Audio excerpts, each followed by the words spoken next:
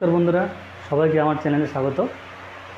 তো আমরা যারা বাংলা মিডিয়ামের ছেলেমেয়েরা আছি, আমরা ইংরেজিতে লিখতে বা পড়তে অনেক সময় সমস্যার সম্মুখীন হয়।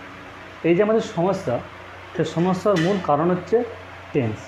আমরা টেন্স প্রপারলি অনেকে জানি না বলে আমাদের বাংলা ইংরেজিতে লিখতে বা অনেকটা পড়া পড়ে তার মানে বুঝতে অসুবিধা হয়।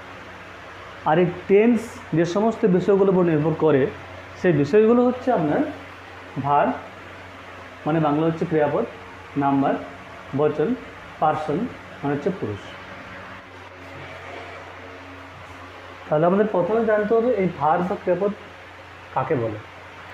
আমরা বই পড়েছি যে সমস্ত ওয়ার্ড দ্বারা, অনেকে আমরা ব্যাপারটা জানে, এটা ভার্বের সংজ্ঞা, এটা যে সমস্ত ওয়ার্ড দ্বারা কোনো কিছু কাজ করা বোঝায় তাকে ভার্ব বা ক্রিয়াপদ বলে।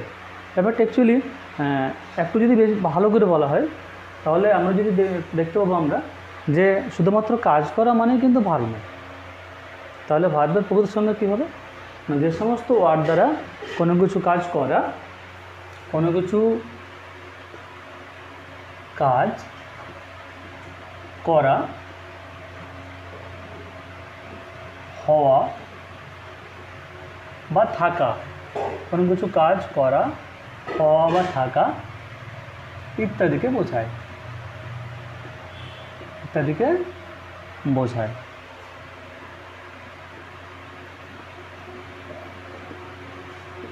তাহলে কাজ করা বোঝাবে, হওয়া বোঝাবে এবং থাকা বোঝাবে।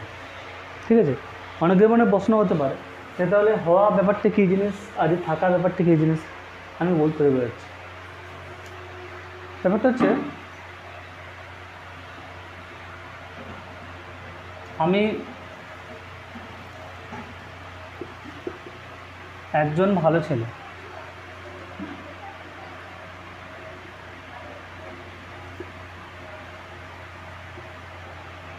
তার মানে আমি হয় একজন ভালো ছেলে।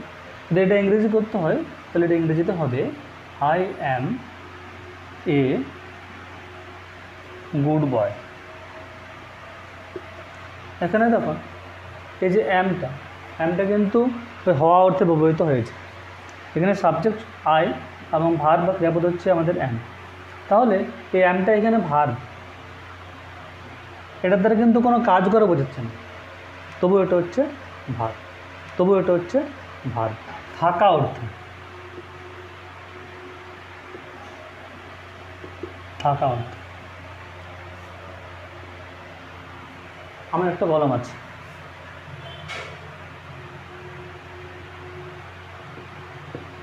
আমার একটা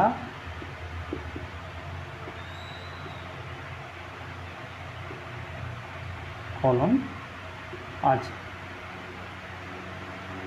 এই যে আছে বা থাকা, সে অর্থে কিন্তু কোনো কাজ করা বোঝাচ্ছে না, কিন্তু এটা ভার্ব। যদি এটা ইংরেজি করি তাহলে কী হবে? এটা হবে I have a pen. I have a pen.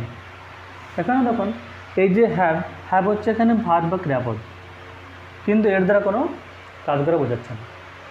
তাহলে আমরা এটা বলতে পারি যে সমস্ত ওয়ার্ড দ্বারা কোনো কিছু কাজ করা, হওয়া বা থাকা বোঝায় তাদেরকে ভার্ব বা ক্রিয়াপদ বলা হয়।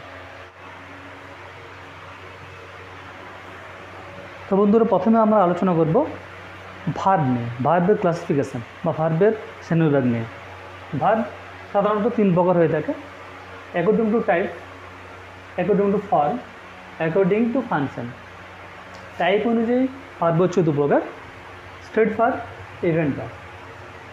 অ্যাকর্ডিং টু ফর্ম, ফর্ম অনুযায়ী হচ্ছে 2 প্রকার: প্রিন্সিপাল ভার্ব বা মেন ভার্ব, অক্সিলারি ভার্ব বা হেল্পিং ভার্ব। প্রিন্সিপাল ভার্ব আবার 2 প্রকারের: transitive verb, intransitive verb. Auxiliary verb 3 প্রকারের: প্রিন্সিপাল বা প্রাইমারি অক্সিলারি, মডাল অক্সিলারি আর সেমি মডাল অক্সিলারি।